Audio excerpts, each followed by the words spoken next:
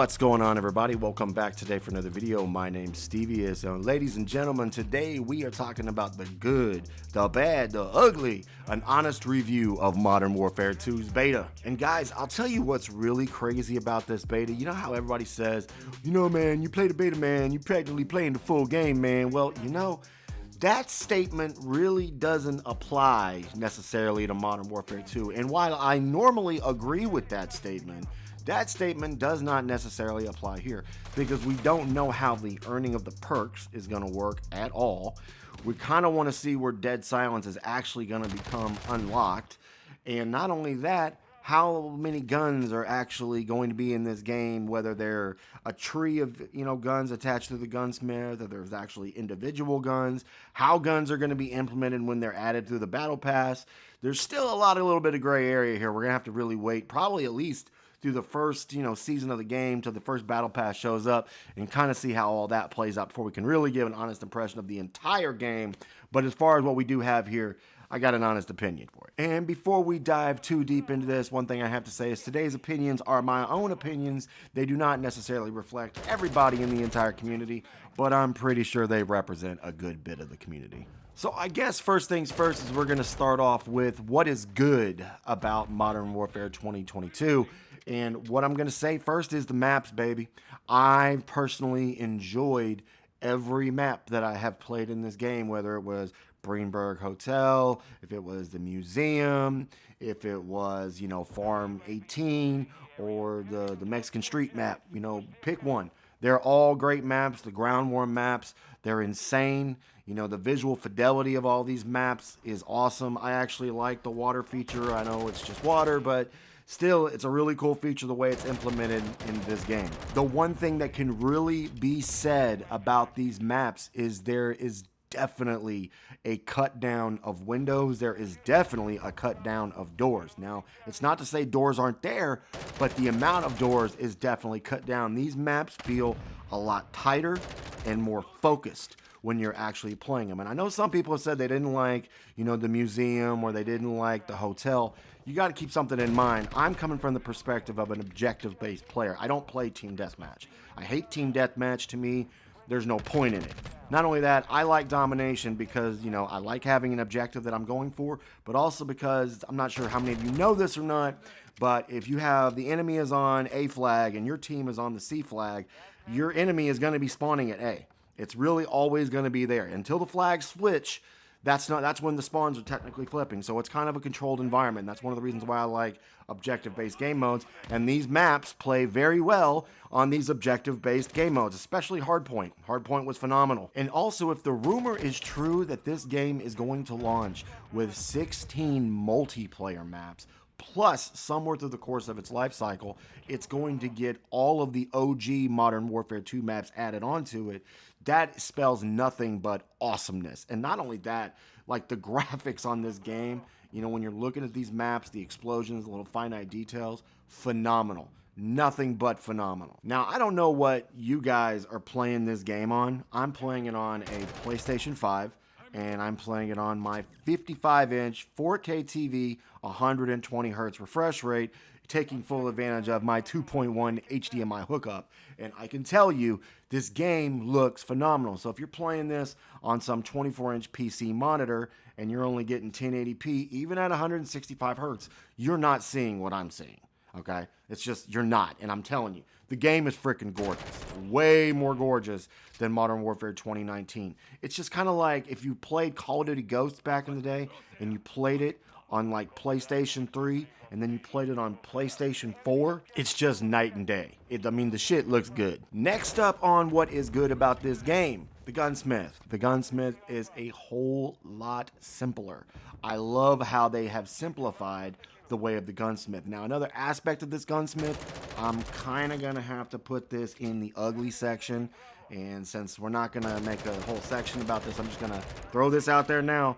The jury is still out with me on how I feel about all these guns being attached to this after playing 2 weekends of this beta. I've gotten, unlike some of y'all, I know some of you only got 2 days from the open Xbox PC beta. Some of you got a couple days from the open PlayStation beta. I got in 8 days. I've had 8 days total with this beta. I had over a week. And I gotta tell you, I'm not sure how I'm feeling about this gunsmith, man. It feels like a reduction in weapons. So we're gonna put that in the ugly section. And another great thing about this game is it feels like there's so much shit to do in this game. I mean, you're gonna have Warzone, you're gonna have the DMZ thing, you're gonna have all these game modes that are in here. Now, some of these game modes didn't really necessarily interest me, but there's a lot of shit to do here, and that's one of the things I think is really impressive. And I think right about now is where we're gonna go into the ugly section, okay? Number one in the ugly section is the kill streaks, score streaks, whatever you want to call them. There's nothing special here. I mean, nothing at all. And then some of the streaks are at fucking step back, like the chopper gunner. The chopper gunner is idle, in place. It does not move around. The missiles that you have, you only have a select number of them. If I remember correctly, in Modern Warfare 2019, you had an unlimited amount, but they had to recharge and restock a little. But this right here, the chopper gunner experience, is not even freaking close to what you got in Modern Warfare 2019. And there's just no creativity in the streaks whatsoever. I mean, even in, Modern Warfare 2019, we got some relatively cool streaks that were brand new, like the white phosphorus. That was a sick kill streak to have in that game. I mean, in this one, there's nothing here noteworthy at all that's new, it's something to be excited about. Another thing that would be put in the ugly section is, well, the perk system. The perk system is just, God, it's a step backwards. I mean, that's the only thing you can say about it. You start off a match with 2 streaks, even if you're playing like objective-based game modes where you get, the streaks, not your streaks yet. If you get your perk, your first one, midway through the game, or even sooner, depending on how well you're playing, or then you get, your ultimate perk at the end, it's a step backward. There was no fucking reason for this. I mean, if you were going to do something like that, it's really fucking simple. It's called the specialist package, where you earn your streaks through kills and shit. This is dumb. It's like forcing people to take a fucked up version of a specialist package. I mean, this bullshit feels like they just totally ran out of ideas on how to make a COD game and said, what the fuck can we do to fuck this game up and make it seem like something new? And out of all that bullshit came this new perk system.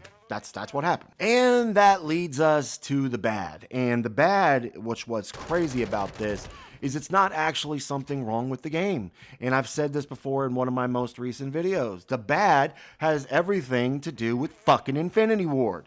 And that has to do with their attitude towards this community. And we've talked about it, and you've seen it on Twitter, and you've seen it all over social media. The fucking mini-map. There should be red dots when a weapon is fired unsuppressed. And I know some people are saying, well, maybe after just a whole bunch of feedback, they'll finally realize that they should add this in here. It shouldn't have to fucking come to that. It should be, we're the consumers, the vast majority of people are buying this game, and you go, oh, this is what our community wants, let's give it to them. Nah, fuck them. That's what you wanted to say, and that's what you're actually doing. So even if they give it to us, yeah, I'll be happy that we finally fucking got it. But you know what? It's bullshit that we should have to yell and scream to get it in the first damn place. And then there's the topic of Dead Silence. Dead Silence should be a perk. It has been a perk in this game for God knows how long, and it should be a perk in this one now. And that's all there is to it. This game is loaded with people sound whoring. The skill-based matchmaking in this game is insane. I mean, I know that we say that every year, but it's because it's true. It's insane. It ruins the gameplay experience, and because your feet are so damn loud in this game, people are sound whoring like crazy. It wasn't until I got to level 30 in the beta and unlocked Dead Silence that I noticed a change. You know why? Because when I wanted to run up on objectives, try to capture a B flag, I could pop off that Dead Silence, and then they didn't know I was coming. And you'd be surprised. That Dead Silence that's in this game now, it works. And it works well. And I mean, that's one of the positives about Dead Silence once you get it, that we can just throw that back to the beginning of the video in the good section and say that when you get it, it's a fast recharge. And if you have Overclock attached as your ultimate perk, it charges even faster. So I'm telling you, you can have a form of Dead Silence in the game, but it's not what it should be, and it should be a perk. And guys, with all that being said, I'm going to have to say my final review score for the beta, believe it or not, with all that bullshit I just said, it's an 8 out of 10. It's a lot of fun. For me, it feels like a sequel to Call of Duty Ghosts. I mean, I'm dealing with the things that I don't like, but overall, the experience that I've had has been great. I'm really excited to see what they do with the rest of the game. I just wish that, they cared a little bit more about their community. Other than that, I got to say, I think it's a really solid game, and I think for the next 2 years, this is going to be a lot of fun. Overall, that's what I think it's going to be. But what do you guys think? Drop it in the comments section. I would love to hear what you guys think. And if you want to follow me on social media, you can follow me on Facebook. You can follow me on Twitter. The links will be in the description. If you want to follow me on Stevie's Gaming, it's one word, just look me up. And guys, that's all I've got for today's video. If you enjoyed today's video, drop a like, subscribe to the channel if you're new, turn notifications on so you can be notified every single time I upload a video. And for all things Modern Warfare 2, you know where to be. This is your boy, Stevious, signing out, and I'll see you on the next one.